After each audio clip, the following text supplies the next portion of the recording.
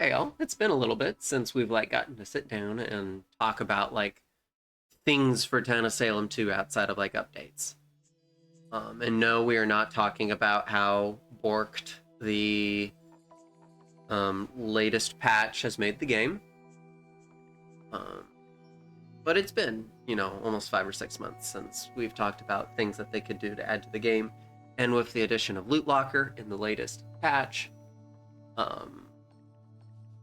I think this is a good time. I have a surface level understanding of what Lootlocker is, and I'm excited what they could do with it. I don't know how much Curtis has planned using Lootlocker, or if it's just like a baseline thing to make things easier to manage on the back end.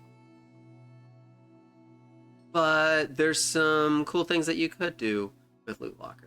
When you go check their website, which I will link down in the description, or at least I'll attempt to remind myself to, it talks about a whole bunch of nice, fun, jargony things that none of it really tells us what it's about and what it can do. However, I assume Sydney put explaining what Lootlocker, a backend system, which is what Lootlocker is. Just a framework that allows the game to work, including login, authorization, security accounts, inventory, transactions, history, and more. That is probably transitioning away from the old system, which we knew had problems. We knew it had problems when transitioning from Town of Salem 1 to Town of Salem 2. There's a reason that we've not had certain things in Town of Salem 2 yet, switching over to Unity.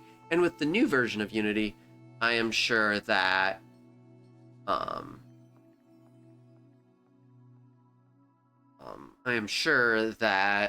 it has created some problems. And so Lootlocker will allow for certain things. I appreciate, the upfrontness and the explaining that Sydney, Curtis, and whoever's been doing all these updates have done, because as we know, our player base has such good reading and writing comprehension skills.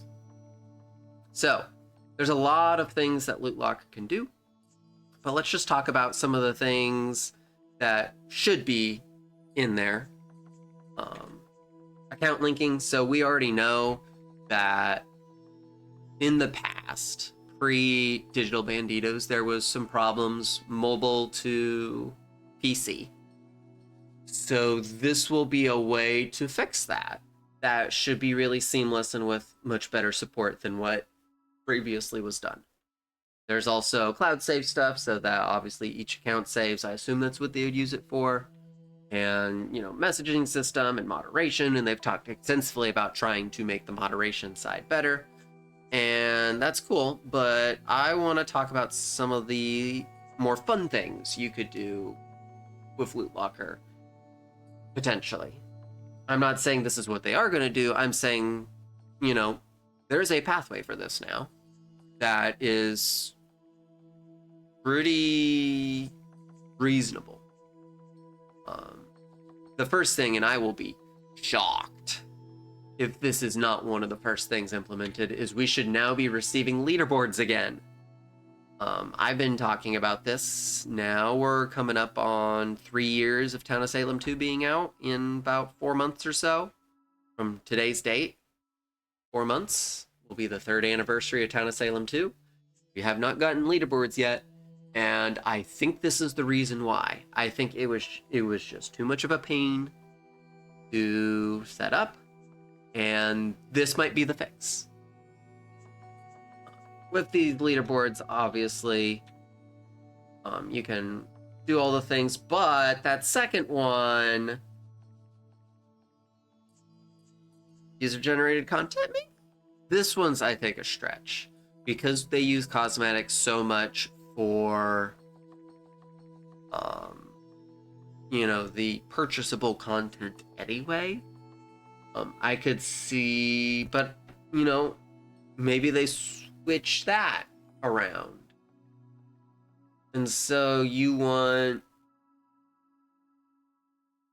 user-generated content, and maybe you allow other ways of doing that. I think this is a good home for the mod loader. All of the things that are there, maybe it makes it more accessible for the mod loader. I could also see it as, you know, if it's a user-generated content, maybe it works like the Kirby Air Riders marketplace, where you use your town points, because right now you don't use the town points that often, to purchase things of user-generated stuff, perhaps. Again, this is not one that I'm like 100% like this. I think leaderboards 100%. Not 100% sold on this, but it is an option. Or if you don't want to do, if you want it to be a more extensive and kind of, as we say, like the granddaddy, not granddaddy, I bet like the king of marketplaces, we can talk about Warframe too. Warframe's marketplace is massive and people like make money off it. I don't think we would see something up to that level. I could see more of the Kirby Air Riders side, or I could see just, you know, user-generated content, maybe use the Steam Workshop. This is going to be a big one, I think, should be on Curtis's radar, is Twitch drops. You get more people streaming the game. Like right now, I mean, I used to stream it. I know Dragon streams it, but he streams it on Twitch and YouTube. And with those trip drops, you can do, you know, your town points, you can do decor. If you have decor specific to Twitch or decor specific to streamers, like, you know, would be super easy. Even if you just want to do it as devs, so Tube is streaming, you know, you watch Tube stream and you get a Twitch drop for it. Would be super easy. And then maybe even like up to like another cauldron. No? Another cauldron board. Game config stuff, that's not necessarily for like things to add, but I could see Curtis wanting this to fix specific numbers and whatnot without having to update the game. I know he's made comment, or at least there was comments in the past from, I think, BMG's people of, you know, it was very difficult to roll updates out consistently because of how hard it was to change small things. You had to send a whole update and wait for, you know, Apple to get done with it and whatnot. Missions, I think this is another easy ad that should be in there, similar to Twitch drops. You know, you get your play one game, play 5 games, you know, do these things with these roles, win this, not, I think missions would be a super easy thing to add that they should be able to do, no problem. And then the last one, I'm just going to briefly tuck on, because we know multi-platform is coming. I think this is just a easier system for multi-platform, is kind of one of the reasons they've swapped to Lootlocker. And I talked about that in the patch video. Because that's, you know, one of the benefits of using Lootlocker is you can use it on all sorts of platforms. And so I see this as being an answer to preparing for multi-platform, which I think is the next big update they are working on. It is clear that they are prepping for it. They're doing back-end things right now. I don't think they're necessarily worrying about content as much. I think they're worried about ready to go cross-platform.